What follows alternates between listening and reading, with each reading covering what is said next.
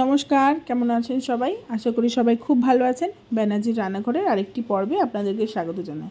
এটা কি জানেন? এটা হচ্ছে খাসির ফুসফুস বা অনেকে ফ্যাফড়াও বলে।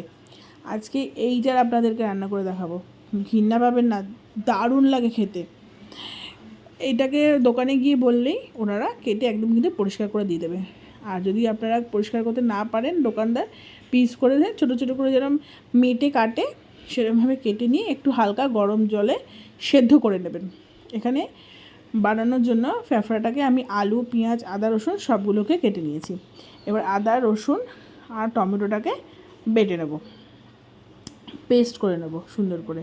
আর এখানে সামান্য একটু পেঁয়াজও কুচি করে দিয়েছি, পেঁয়াজ দিয়েও সুন্দর করে বেটে নিচ্ছি। দেখুন এদিকে ফুটতে থাকছে, উপরে যে গ্যাজাটা উঠছে এটার মানে এটার ময়লাটা সম্পূর্ণ বেরিয়ে গেছে, মোটামুটি সেদ্ধ এটা হয়ে গেছে। একদম এরকমভাবে কিন্তু ফুটতে দিতে হবে। দেখুন একদম এই যে সফট হয়ে গেছে, দেখতেই পাচ্ছেন।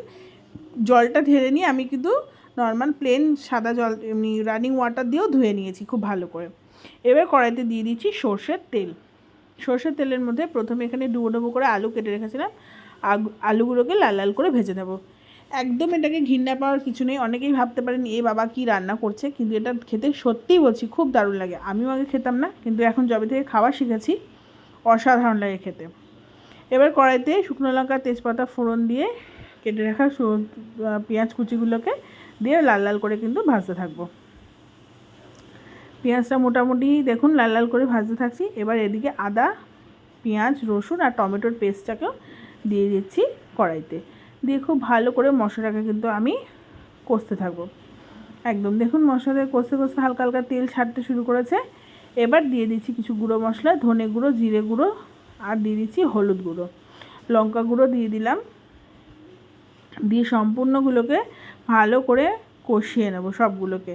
এবার দিয়ে দিচ্ছি স্বাদ অনুযায়ী নুন, আর একটু দিয়ে দিচ্ছি স্বাদটা ব্যালেন্স হওয়ার জন্য চিনি, দিয়ে খুব ভালো করে কিন্তু এবার মশলাটাকে আমি ভালো করে কষিয়ে নেবো, যাতে সম্পূর্ণ মশলা থেকে কিন্তু তেল ছেড়ে দেয়।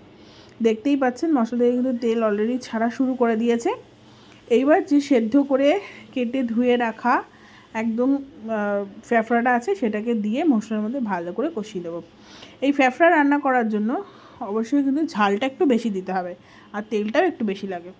আপনারা দেখতেই পাচ্ছেন একদম কিন্তু তেলে কিন্তু চুপচুপ করছে।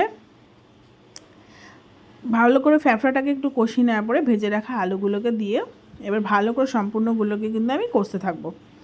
যখন সম্পূর্ণগুলো খুব ভালো করে কষানো হয়ে যাবে, আমি এখানে দিয়ে দেবো কিন্তু গরম জল। আমি পাশে বাটিতে একটু গরম জল বসিয়ে দিয়েছিলাম, গরম জল দিয়ে দিচ্ছি। অবশ্যই গরম জল দেওয়ার চেষ্টা করবেন, ঠান্ডা জল দিলে কিন্তু ফ্যাফড়াটা আবার কিন্তু টাইট হয়ে গিয়ে একদম রাবারি ফ্লেভার হয়ে যাবে। গরম জল দিলে সেই যা কিন্তু আর হবে না।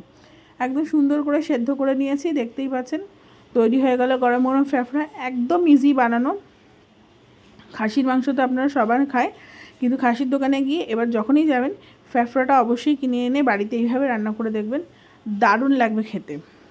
আমাকে একবার বিশ্বাস করে এইভাবে রান্নাটা করে দেখুন, নিশ্চয়ই আপনাদের ভালো লাগবে। যদি রেসিপিটি ভালো লাগে অবশ্যই চ্যানেলটিকে সাবস্ক্রাইব করবেন, রেসিপিটাকে লাইক করবেন, শেয়ার করবেন এবং কমেন্টে জানাবেন আপনারা কেউ কোনো দিন এইভাবে ফ্যাফড়া রান্না করে খেয়েছেন নাকি।